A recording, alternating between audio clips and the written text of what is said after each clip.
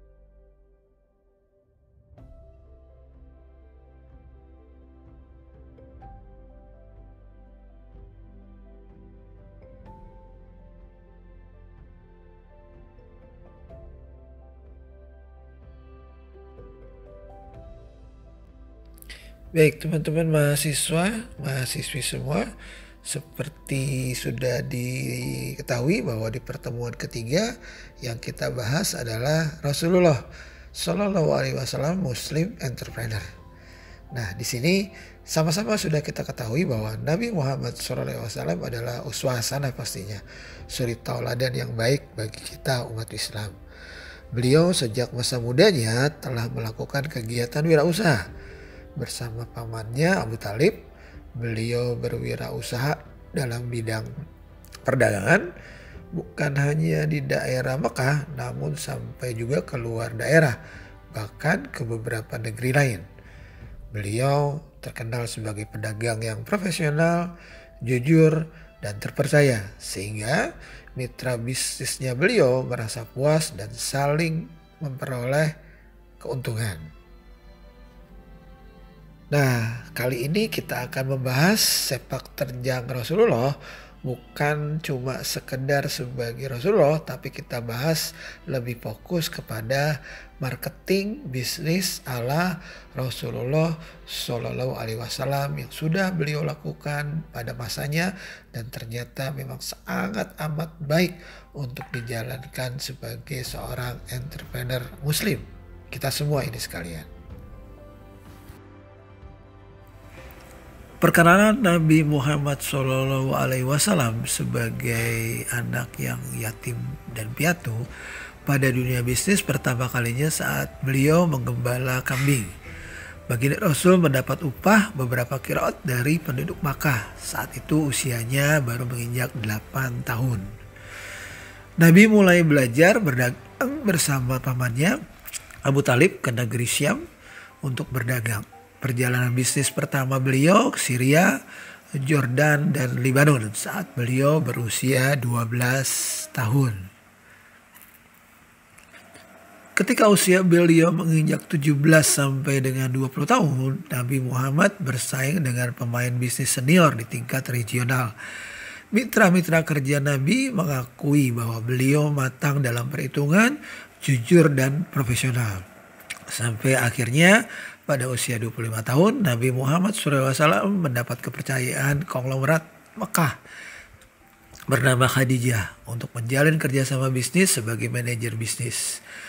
Gaji yang diterima Nabi Muhammad SAW kala itu adalah 4 ekor unta setiap bulan. Misi dagang Nabi Muhammad menyusuri jalur dagang utama antara lain Yaman, Syam melalui Madian, Wadil Qura. Keuntungan yang didapat lebih besar dari kelompok dagang lain yang sudah dihasilkan oleh Rasulullah SAW. Perjalanan waktu menunjukkan Nabi menjalankan kontrak sirkah, kerjasama dengan sistem upah maupun bagi hasil mudharabah dengan Khadijah. Nah, nilai-nilai bisnis Nabi Muhammad SAW yang tertanam sampai dengan sekarang adalah sidik, amanah, fatonah, dan tabligh.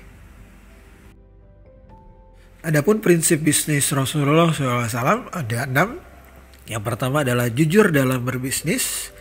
Yang kedua menghormati pelanggan, menepati janji, Lalu yang keempat, hanya menjual produk yang berkualitas, tidak menjelek-jelekan pesaing. Dan yang terakhir adalah jangan sampai bisnis mengganggu aktivitas ibadah. Nah, kali ini dalam pertemuan ketiga kita akan membahas kupas tuntas marketing Muhammad SAW, strategi andal dan jitu praktik bisnis Nabi. Walaupun beliau notabene sebagai seorang Nabi dan Rasul, tapi beliau memiliki konsep tersendiri tentang dunia marketing. Kita coba bahas satu persatu dan kita ambil hikmahnya, kita contoh, lalu kita coba terapkan dalam bisnis kita yang nanti akan Anda jalankan sehari-hari. Berbisnis secara Rasulullah memiliki 4 konsep dasar. Yang pertama adalah tentang strategik, yaitu mindset. Yang kedua tentang taktik, market share. Yang ketiga tentang heart share, tentang value dari bisnisnya. Dan yang terakhir yang paling penting adalah soul share, generous. Dari 4 konsep dasar tadi, yang paling menjadi fondasi cara berbisnis Rasulullah adalah bagian yang paling bawah, yaitu soul share. Di sana ada konsep yang berangkat dari ucapan dan perbuatan Rasulullah, menempatkan sikap jujur sebagai konsep pertama dari rumusan konsep-konsep yang ada di atasnya. Kejujuran yang diiringi dengan konsep ikhlas sebagai konsep yang kedua akan membentuk pribadi seorang marketer atau sebuah perusahaan tidak lagi memandang materi sebagai tujuan utama. Malah lebih open-minded terhadap semua keuntungan, baik bersifat materi maupun non-materi. Juga terbuka dalam menghadapi sebuah kegagalan. Kedua konsep tersebut dibingkai dengan konsep yang ketiga berupa sikap profesionalisme. Profesionalisme dengan sifat jujur dengan ikhlas merupakan kedua sisi yang saling menyeimbangkan. Muhammad SAW memberikan contoh bahwa seorang yang profesional mempunyai sikap yang selalu berusaha maksimal dalam mengerjakan sesuatu atau dalam menghadapi masalah.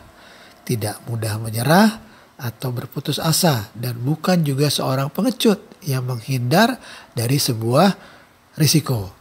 Nah, konsep tadi menjadi jembatan yang menghubungkan seorang marketer dengan sesama manusia, lingkungan, dan penciptanya tentunya. Selain hal tersebut, silaturahim, networking, jaringan menjadi dasar pergerakan Nabi Muhammad SAW dalam membina hubungan baik tidak hanya dengan pelanggan dan investornya, tapi juga dengan calon pelanggan lainnya atau future market. Dan bahkan dengan kompetitornya, beliau menjaga hubungan dengan baik. Terakhir, konsep yang lain adalah konsep honesty, murah hati. Melengkapi konsep-konsep yang tadi sudah dibahas. Bermurah hati dalam menjual dan membeli merupakan konsep yang digunakan oleh Muhammad SAW dalam melakukan kegiatan perdagangannya sehari-hari. Nah, berikutnya kita akan coba bahas tuntas satu persatu strategi bisnis secara Rasulullah.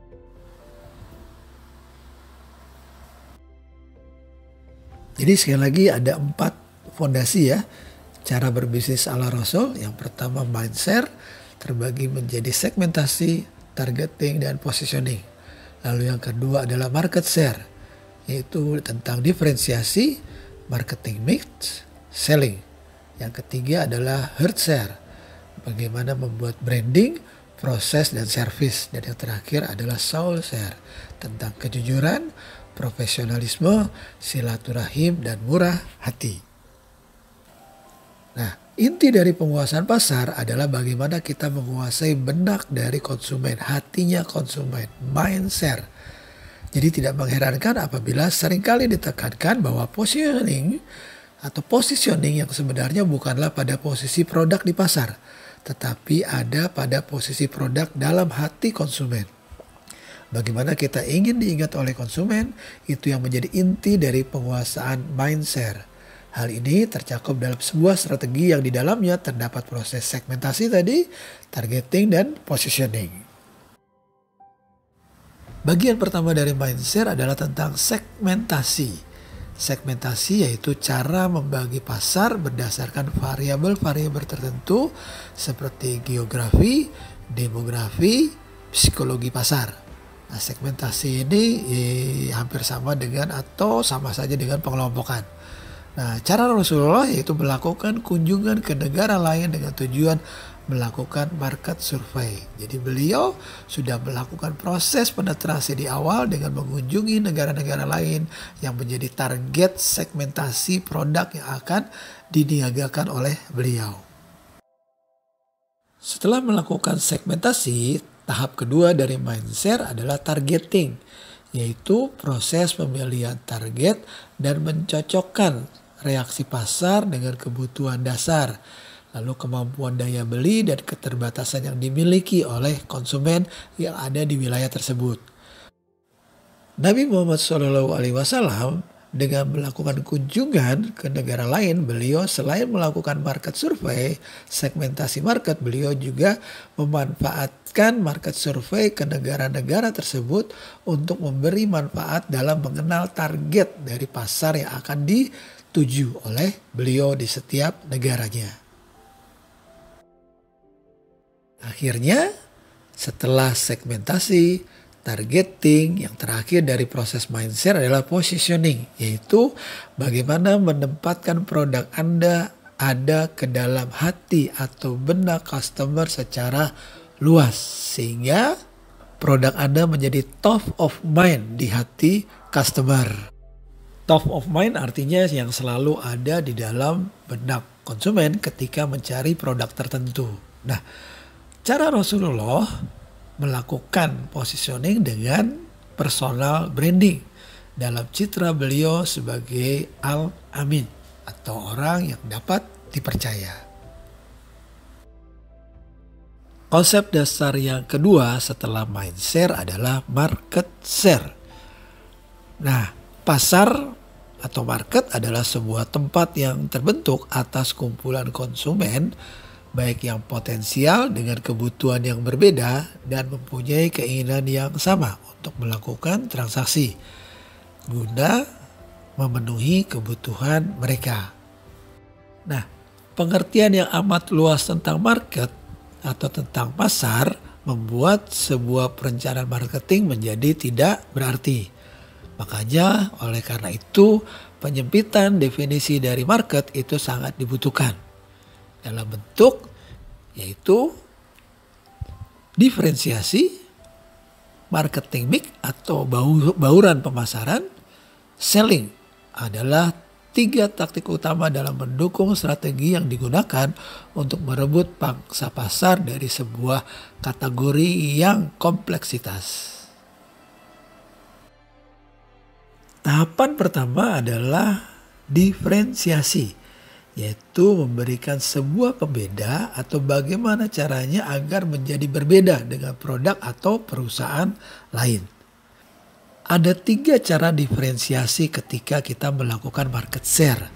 Yang pertama yaitu jadilah kita sebuah produk yang be the first. Be the first artinya produk yang pertama di lingkungan tersebut. Lalu yang kedua, bagaimana kita menjadi produk yang be the best di lingkungan tersebut. Be the first mungkin tidak juga bisa dilakukan karena semua banyak produk sudah ada di masyarakat. Lalu yang kedua, be the best juga agak sulit. Kenapa? Karena banyak produk-produk yang lain yang mungkin lebih baik dari produk yang dilakukan.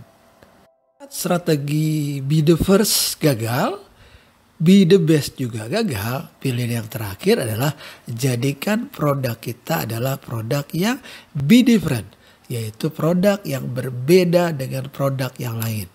Berbeda dalam hal branding, berbeda dalam hal harga, berbeda dalam hal packaging, juga berbeda dalam hal promosi.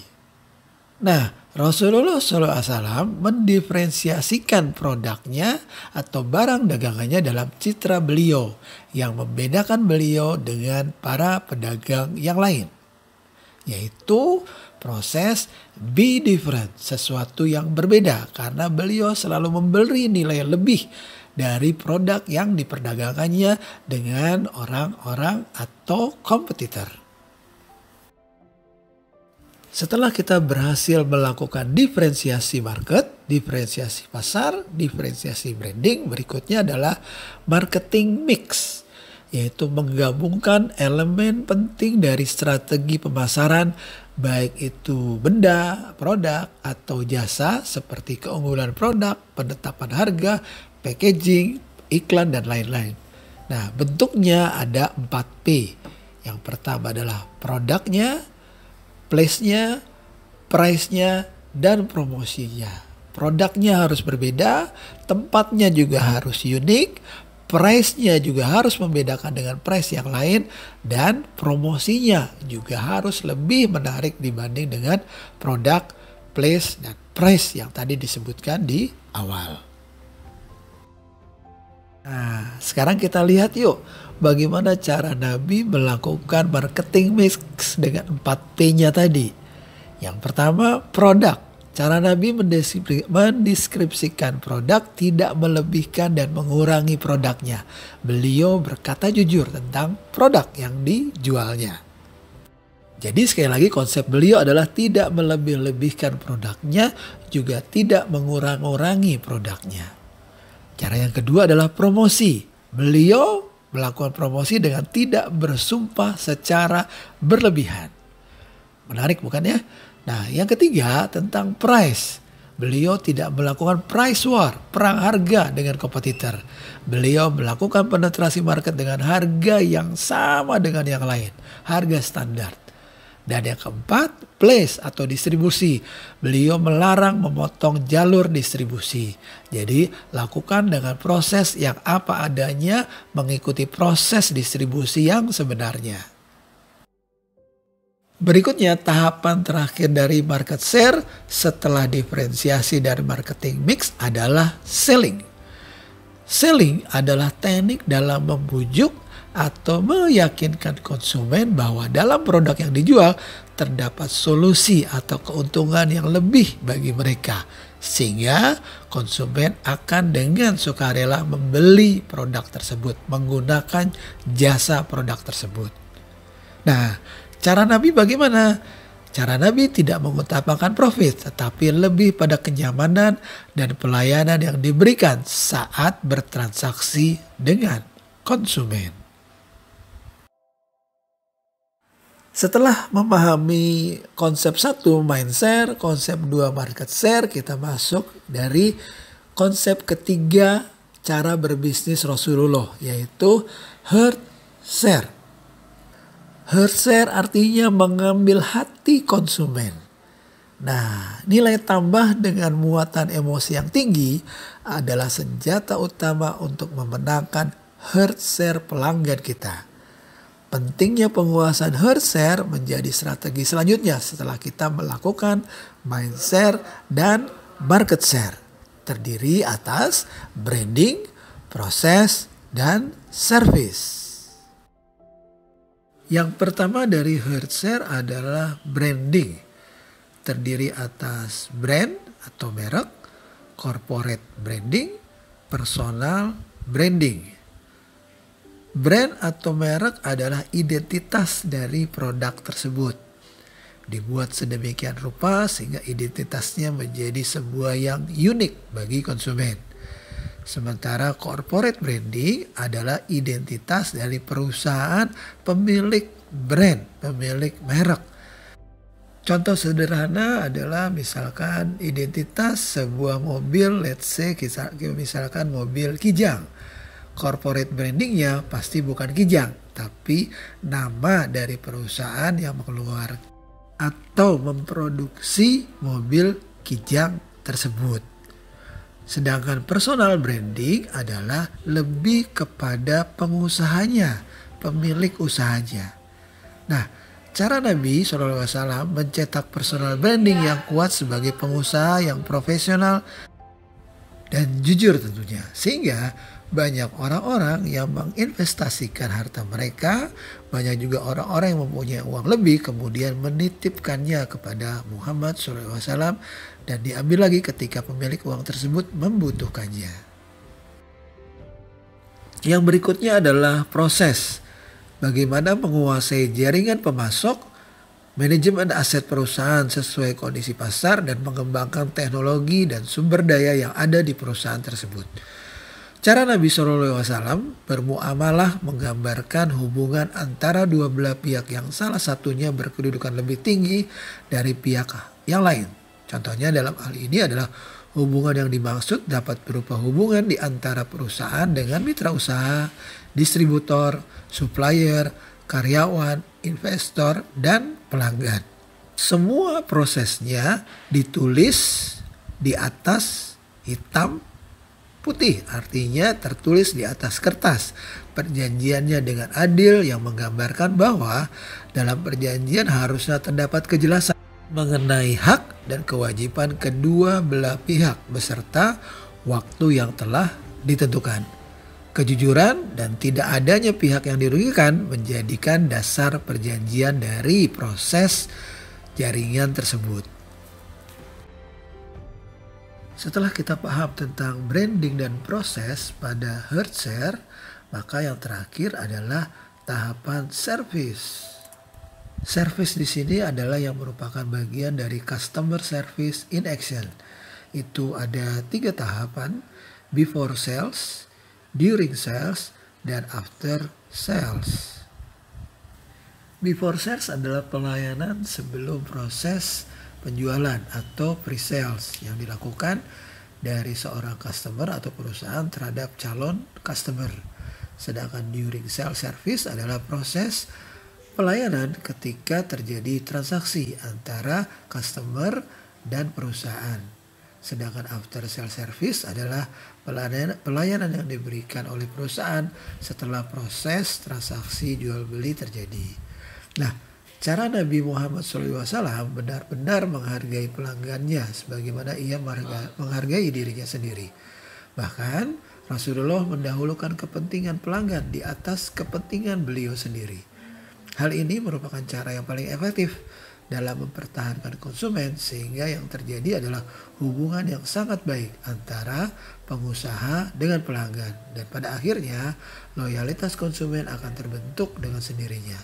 Nabi Muhammad tidak hanya memandang servis diperlukan hanya pada saat kita menjual, tetapi juga pada saat kita membeli, bahkan setelah proses transaksi jual beli.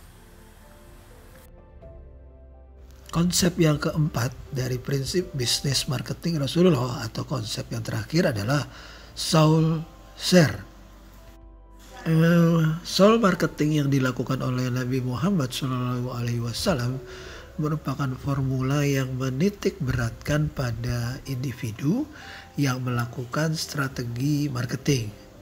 Soul marketing bukanlah sebuah solusi praktis yang dapat berjalan tanpa melalui proses. Proses ini amat lama dan amat panjang. Setelah soul marketing menjadi dasar dari pola pikir dari seorang marketer, maka soul tersebut akan menjadi dasar pula dari pergerakan perusahaan dan menjadi inti dari pelaksanaan strategi marketing yang dilakukan oleh perusahaan tersebut. Nah, inti dari soul itu adalah yang pertama, kejujuran. Kejujuran menghasilkan kepercayaan, keikhlasan menghasilkan ketenangan dalam bekerja. Yang kedua, profesionalisme menghasilkan kesungguhan dan dedikasi. Serta yang ketiga, silaturahim, yaitu membentuk jaringan kerja dan keuntungan moral dan material yang tidak terbatas. Dan yang terakhir, murah hati. Dengan didasari sikap murah hati dan cara kerja dari keempat elemen tersebut di atas yang saling berkesinambungan, maka akan membentuk sebuah pola pikir yang ideal, sebuah paradigma baru yang berpusat pada sikap murah hati dari seorang marketer, termasuk menjadi dasar dari pergerakan perusahaan untuk melaksanakan strategi marketing secara keseluruhan. Bagian intinya adalah jujur, karena sikap jujur dalam proses niaga adalah kunci utama dari kepercayaan pelanggan. Kepercayaan bukanlah sesuatu yang diciptakan, tapi kepercayaan adalah sesuatu yang dilahirkan. Cara Nabi Rasulullah SAW, ikhlas berarti mampu membaca kemampuan diri sendiri jauh lebih baik daripada mengukur kemampuan orang lain, baik relasi maupun kompetitor. Nah, sikap ini akan menjaga seorang individu atau sebuah perusahaan dari sikap overpromise atau under-deliver, karena ia akan dapat mengukur kemampuan diri sebelum melakukan proses sesuatu transaksi. Berikutnya adalah profesional. Ada istilah the right man on the right job, menjadi inti dari sikap profesional. Rasulullah SAW bersabda, yang terbaik dari kalian adalah yang tidak mengabaikan dunia demi mengejar hari akhir, atau yang mengejar hari akhir demi dunia ini dan tidak menjadi beban bagi orang lain. Penekanan pada tidak menjadi beban untuk orang lain memicu sikap kita untuk terus berusaha mengejar cita-cita atau target yang diinginkan, sehingga kita tidak lagi menjadi beban buat orang lain. Dan pada akhirnya sikap ini akan membawa seorang individu pada memanfaatkan waktu dan sumber daya yang semakin efektif dan efisien, yang disebut sebagai profesional. Setelah jujur dan profesional, berikutnya adalah silaturahim atau networking. Dengan membangun silaturahim, kita dapat membangun jaringan kerja atau networking yang tidak terbatas. Silaturahim memiliki arti dan pengertian yang jauh lebih tinggi daripada yang hanya sebatas hubungan bisnis. Jadi sales is not about close atau is not about transaksi. Sales is connection atau silaturahim. Nah, cara Rasulullah SAW tepatnya pada abad ke-7, Nabi Muhammad sudah menekankan pada pentingnya silaturahim dalam rangka mengetahui customer insight dengan menggunakan silaturahim sebagai salah satu seni dalam berdagang. Yang tentunya efeknya secara tidak langsung akan menaikkan omset perdagangan. Silaturahim juga akan mampu membentuk komunikasi dua arah dan pada akhirnya akan mampu mengetahui dan memahami apa-apa yang menjadi kebutuhan dan keinginan daripada pelanggan. Dan akhirnya prinsip marketing bisnis Rasulullah yang terakhir adalah murah hati.